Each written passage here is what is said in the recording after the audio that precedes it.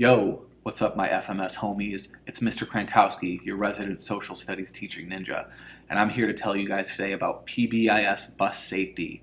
As far as this goes, you've had a few PBIS lessons already, so you know that you should always be safe, be responsible, and be respectful. I'm going to tell you how to do those three things on the bus. We'll start off with being safe. So first, make sure that you remain in your assigned seat at all times. The bus driver is just getting to know who you are, and they want to make sure that you get off at the right stop. So make sure you're in your assigned seat, and as well, you want to be in your assigned seat, especially when the bus is moving.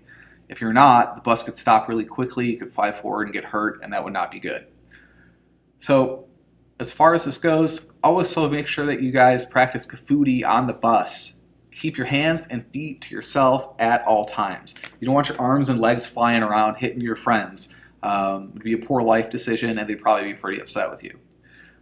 Next, make sure you get on the bus and you get off the bus at your assigned bus stops only. There's a lot of people who care for you and are expecting you to get on the bus at a certain point and get off the bus at a certain point. So make sure that you're doing that. Only use the emergency exits when directed by a bus driver.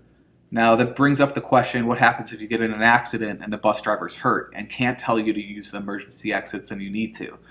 They're going to come to FMS and give you guys some training on how to handle that exact situation. Next, let's talk about being responsible on the bus. Just like the classroom, refrain from eating and drinking on the bus. The bus could stop really quickly. If you're munching on your Cheetos, that stuff could fly all over the place. If you have a soda, it could get all over your friend. It would not be a good situation. Also, make sure that you keep the bus clean. As far as this goes, the bus drivers work really hard every single day to pick you up and to drop you off. They don't want to spend extra time after their shift cleaning up after you. So you also need to make sure that you get to your pickup location on time. Your bus is going to pick you up every morning at the same exact time.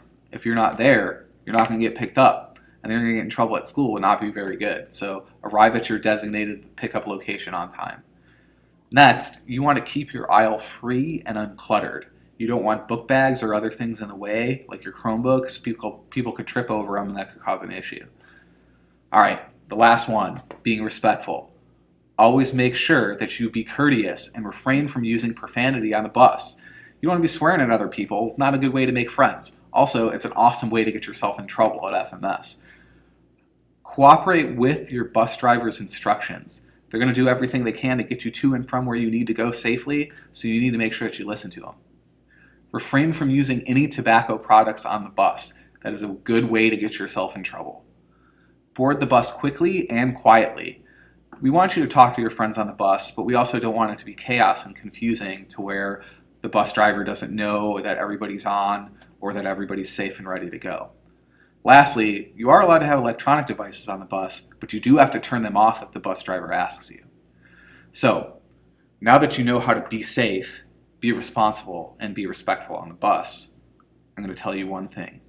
You should do this for yourself, you should do this for FMS, and you should do this for America. Later, dogs.